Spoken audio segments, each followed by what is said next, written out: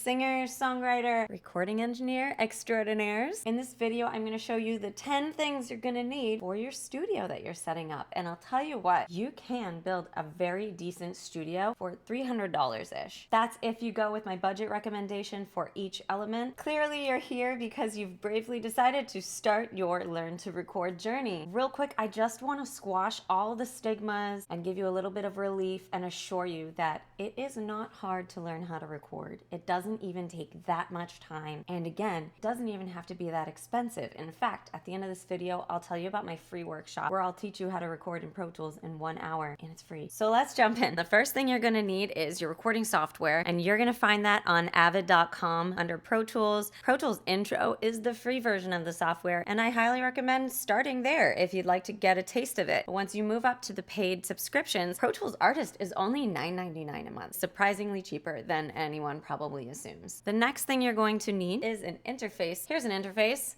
This is the Presonus. I like it. The Focusrite Scarlett is also very popular for people who are brand new. Those of us who are investing a little bit more often go for the Apollo Twin, which is what I've been using for like 6 years. Basically, this is the middleman that communicates from your microphone and your speakers to your computer. So you definitely need this if you plan on using a microphone. Speaking of which, our third element is a microphone. This is the Rode NT1A. It's got a warmer sound to it. If you are looking at this mid-level price range, I definitely recommend spending just a little bit more on the Bluebird. It complements the higher frequencies of the voice. So Bluebird is what I recommend to a lot of people. This is the Slate ML1. It is fantastic. It actually comes with an emulator program, so it can pretend to be other fancy expensive microphones. For me personally, I use the Manley Studio Reference cardioid microphone, but I built my way up to that. Clearly, 1, 2, 3. Actually, this is my second mic. My first mic was the Sterling Audio SP151, and then I moved to the Rode NT1A. Then I moved to the Slate. Then I moved to the Manley. This is the Kimera microphone journey. Headphones are important. You're definitely going to want closed back studio headphones. They have a flat frequency response as opposed to something like the Beats by Dre's. Those are designed to boost the bass and give you a cool listening experience, but they are not good for doing any kind of mixing in headphones. So I love Sennheiser. Sennheiser does have a lower end headphone, the HD 400S. I know that a lot of people love the Sony MDRs. In my booth, I have the Focal Listen Pros. Make sure you also buy a pair of monitors. Monitors, not to be confused with a monitor screen. In studio, when we say monitors, we're talking about the speakers. If you're really on a budget, I would go for the Mackie CR3s. They're quite small, but Mackie is a brand that I trust. The KRK Rockets and the Yamaha HS series are also very trusted and common in studios. Listen very closely. You need an external hard drive. I know it's not the sexiest piece of equipment, but if you want your computer to run well, you don't want your sessions to start crashing, what you want to do is have an external hard drive where you're saving your session onto this. And so the session is not even being written on your computer, it's being written to your hard drive. I really love the Samsung T5. It is a solid state drive. I've had hard drives since they were this big and had a fan in it. They would break all the time. My solid state drive has never failed on me. If you know anyone that's happened to, it is a freaking nightmare. Your microphone won't work very well without one of these, so make sure you also buy an XLR cable. I really only recommend one brand, and that is Mogami. They have never let me down, and they have a lifetime warranty. Just go for the Mogamis. A couple more things you need for your mic is a pop filter. This will prevent your plosives, your P's and your T's and your B's from sending too much excessive air into the microphone, creating this ugly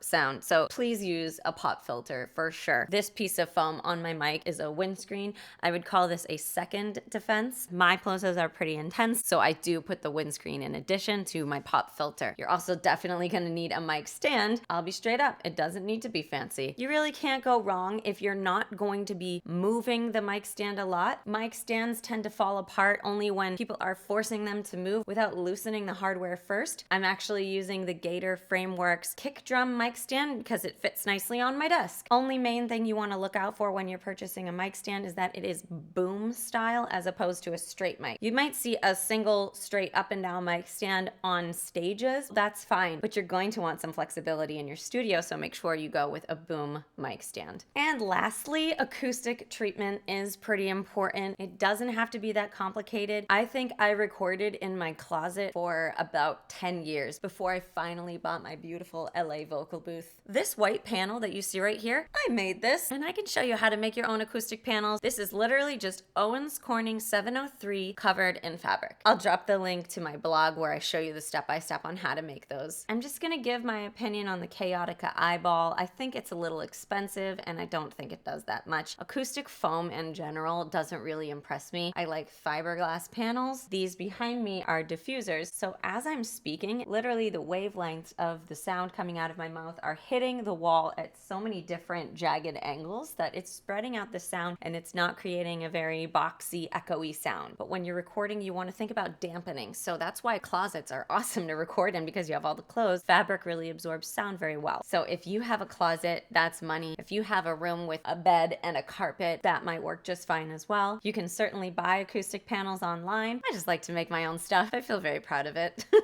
So those are the 10 things that you're gonna need. And here's something else to keep in mind to save even more money is if you go onto, say, sweetwater.com or Guitar Center and you type in like recording studio bundles, they are always rotating out cool deals where you can get like an interface and a microphone and a pair of headphones for one amazing price. You are pretty much stuck to what they put in the bundle, but it is an awesome way to save extra money. So now that you know how to set up your studio, maybe before you even add all that stuff to cart, I'd love to invite you to my free recording routine workshop. I'm going to show you my 5-step process for a full recording session. You'll see exactly how to record vocals from home professionally and how simple it really can be. When you click the link below, you'll end up on a page that looks like this. Just put in your info and you'll gain immediate access to the workshop. Let me do you one even better and send you my recording studio buying guide. Download this guide to get all of my personal recommendations and see their prices. This will save you so much time from doing all the research. These are all things that I have tried and I can stand behind. I'll send that to you as well when you sign up for the workshop.